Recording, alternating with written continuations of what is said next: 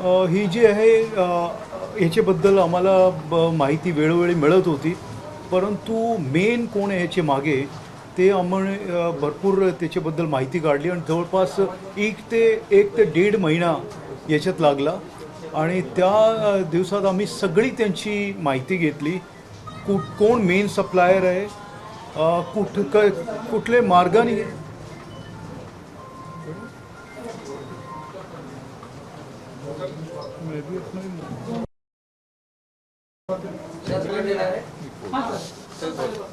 ही जी आपली कारवाई होती जवळपास एक ते दीड महिना याच्यात लागला आणि आम्ही आमचे ऑफिसच्या स्टाफ, क्राईम ब्रांचच्या स्टाफ आणि हे सगळे याच्यात मागे होते आणि याच्यात एक एक गोष्टी ची हे केल्यानंतर शहनिशा केल्यानंतर आपण काल रात्री हा वेळ चूज केला आणि त्या दरम्यान आपण जवळपास 16-17 जागा हे रेट टाकलेली आहे आणि याचा मेन हेतू असा होता की वेळोवेळी शहरामध्ये हुक्का चालतो, ई सिगरेटची एंट्री होती आहे आणि बाकी असे जे प्रकार आहे, जे केमिकल्स आहे वेगवेगळे, हुक्का आहे, हे सगळ्यांची माहिती आम्ही काढली आणि कोण मेन माणूस आहे जो कसे बोलवता, मग हे इंटरनॅशनली कसे सप्लाई होतात आणि ह्या नागपूर शहरामध्ये कसे येतात, ही सगळी लिंक आम्हाला मिळाली आणि त्या अनुषंगाने काल आम्ही रेट टाकली. जसं मी सांगितलं की 16 लोकेशन्सवर ही सायमल्टेनियसली रेट टाकली. क्राईम ब्रांच आणि इतर शाखा ते सगळ्यांनी व्यवस्थितपणे त्याच्या स्टाफची हे केलं, पाठवलं आणि सगळ्यांना एकच वेळेस की तुम्ही आत्ता रेट करा असं याचे झालेलं आहे. जवळपास 45 लाखाच्या मुद्देमाल याच्या जप्त करण्यात आलेले आहे.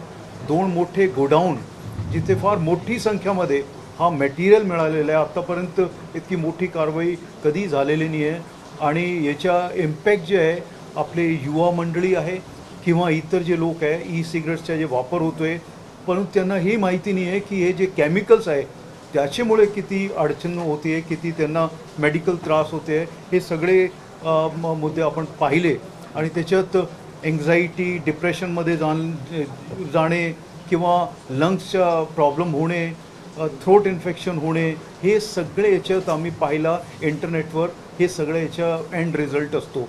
हे कुठे जात होता, कसे लोक याला बोलवत होते, हे सगळे आत्ता लिंक्स आम्हाला लागलेले आहे आणि याचे जे जे निगडीत आहे, जे जे याच्याशी लिंक्ड आहे लोक, त्या सगळ्यांवर आपण आता पोचणार आहे कारण त्याची लिंक्स आहेत आमच्याकडे, एस्टॅब्लिश्ड आहे. कोण कसे बोलवत होते हेही आमच्याकडे माहिती मिळालेली आहे. पोलीस अधिकारी कर्मचाऱ्यांचा सहभाग होता, साधारण किती तास ही सर्व मोहीम चालली? याचे जवळपास काल रात्री आम्ही जवळपास 150 आमच्या स्टाफ आणि 25 अधिकारी याच्यात आम्ही नेमले होते आणि हे सगळे जसं मी सांगितलं वेगवेगळे स्पॉट्सवर त्यांना आम्ही जे लेटर्स होते, SOP जी होती, हे सगळी दिली होती. सर, एक टेक्सास स्मोक नाम की दूसरी दुकानें थी, इनका ऑनर कौन है और इसमें और लोगों के भी शामिल होने की जानकारी? हां, हे जे आहे एक ओनर आहे टेक्सासचे, त्याचं नाव आलेलं आहे आमच्यासमोर आणि ते याच्यात डेफिनेटली ते दिसतं आहे, ते याच्यात इन्वॉल्ड आहे, मुख्य सूत्रधार आहे आणि ते आपण आत्ता त्यांच्याही विरुद्ध कारवाई आमची चालू आहे. त्याला मेन आरोपी पण आपण केलेले आहे आणि या अनुषंगाने पुढची आमची इन्व्हेस्टिगेशन. किती लोकांना हे सप्लाय केल्या जात होतं, कशा पद्धतीनं मोडस होती यांची शहरात एवढ्या पोलीस बंदोबस्त असताना किंवा कारवाया सुरू असताना कशा पद्धतीने पोहोचत होतं वेगवेगळ्या ठिकाणी? जसं मी सांगितलं की याचे ते कसे कसे पोहोचत होतं, आत्ता मी त्याच्याबद्दल आज बोलत नाही कारण ते आत्ता पुढची श्रृंखलामध्ये तोही आमची कारवाई चालू आहे. परंतु येस, फार मोठी संख्यामध्ये लोक त्याला बोलवत होते किंवा तिथे जाऊन कालही ज्यावेळेस आमची रेड चालू होती त्यावेळेसही काही युवा मंडळी तिथे येत होती, विचारत होती की कुठे मिळेल, कसे मिळेल. हे सगळं हे आहे.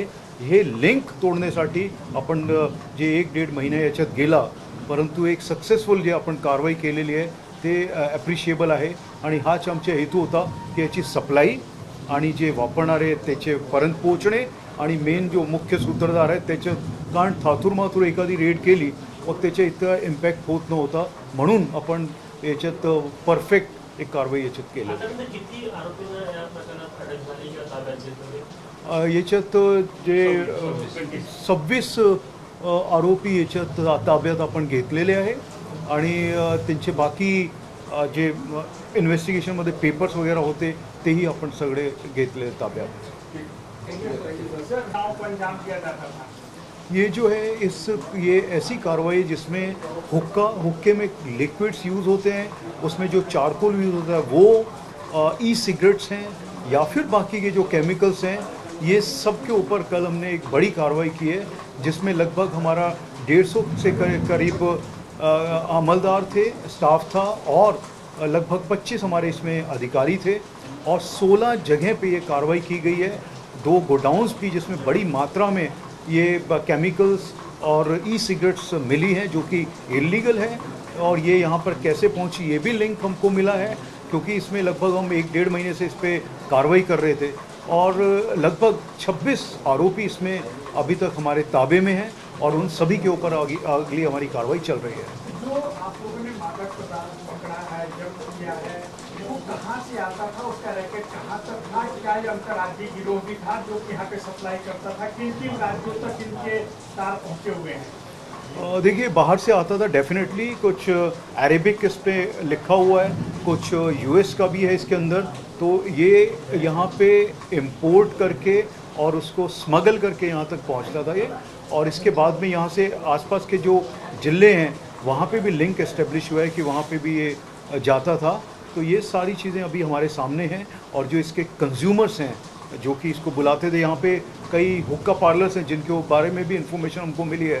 तो ये जब लिंक हमारे पास में बहुत अच्छा है तो जो भी इसमें निष्पन्न हो रहे हैं उन सभी के ऊपर हम लोग कार्रवाई करने वाले हैं. जैसे कि आपने कहा कि अरबिक में लिखा हुआ है, अमेरिकन लैंग्वेज में सीखी हुई है, इंपोर्ट किया जाता था, क्या ये इंपोर्ट करने की इजाज़त है कि गैर कानूनी तरीके से भारत पहुँचता था? देखिए ये जो अभी तक है जो हमको पता चला है क्योंकि वो अभी हमको निष्पन्न करना है, उसमें जो हमको नज़र आया उसके ऊपर जो लैंग्वेज है उसके आधार पे मैं आपको बता रहा हूँ. परंतु डेफिनेटली जो ये इलीगल था और इलीगल की अगर कोई चीज़ है तो वो स्मगल की गई है, गैर कानूनी तरीके से यहाँ पे पहुँची है, तो ये बिल्कुल इसमें इस्टेब्लिश होता है. जैसे कि आपने बताया कि 26 के आसपास लोग पकड़े गए हैं, उनके प्राथमिक पूछताछ में क्या पता लगा, किस रास्ते से आता था ये? ट्रेन से आता था, सड़क मार्ग से आता था, हवाई मार्ग से आता था, कैसे पहुंचता था नागपुर? जो अभी तक शुरुआती उसमें हमको मिला है बाय रोड यहाँ तक पहुँचता था और क्योंकि ये निष्पन्न होता है बाय एयर आने का कुछ इसमें स्कोप नहीं है तो बाय रोड का ही हमें अभी तक जो इन्फॉर्मेशन मिली है, ये सारी चीज़ें हम लोग काम कर रहे हैं. परंतु अभी तक जो है प्राथमिक उसमें यही नज़र आया कि ये बाय रोड यहाँ पे पहुँचता था. इसमें मेन आरोपी कौन है सर? इसमें जो मेन आरोपी है उसको भी हमने उसके ऊपर केस दाखिल किया है और मेन आरोपी का हमने आपको इसमें दिया है क्योंकि निष्पन्न करना आपके सामने मुझे लगता है थोड़ा सा ये गलत होगा, परंतु हाँ उसके खिलाफ हमने केस दाखिल किया है और आगे कार्रवाई चल रही है. नारायणपेट में देखिए तो हुक्का चलते बहुत ज़्यादा चलता है, इसके ऊपर क्या है? देखिए मैंने जैसे बताया आपको, जहाँ भी हुक्का चलता है क्योंकि एक बार ये किया हमने कार्रवाई, फिर बंद हुआ, फिर दोबारा शुरू हुआ, तो ये कायम स्वरूपी कैसे बंद हो, इसकी सप्लाई कहाँ से बंद हो, ये सारी चीज़ें और मैं आपके माध्यम से सभी तक पहुँचना चाहते हैं हम लोग कि ये जो है इलीगल है, ये सब तक पहुँचना चाहिए और उसी डायरेक्शन में हम लोग काम कर रहे हैं. जो कंज्यूम करता है वो भी इसमें एक्यूज़ है और जो वहाँ पे बेच रहा है, जो सप्लाई कर रहा है वो भी इसमें एक्यूज़ है. सर, आपकी टेबल पे कुछ रिपोर्टें रखी गई है, जिसका ये धमकाने वगैरह के काम में आता था, लूटपाट के लिए भी इसका इस्तेमाल किया जाता था, क्या इस दिशा में?